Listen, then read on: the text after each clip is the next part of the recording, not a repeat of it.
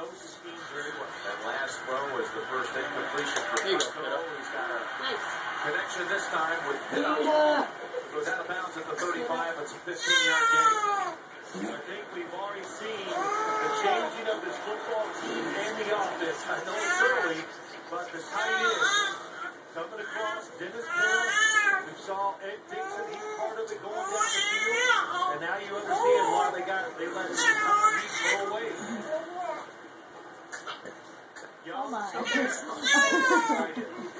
talked about trying to upgrade the speed. We haven't even seen the average yet. I remember you from yesterday. And that is Williams trying to get back.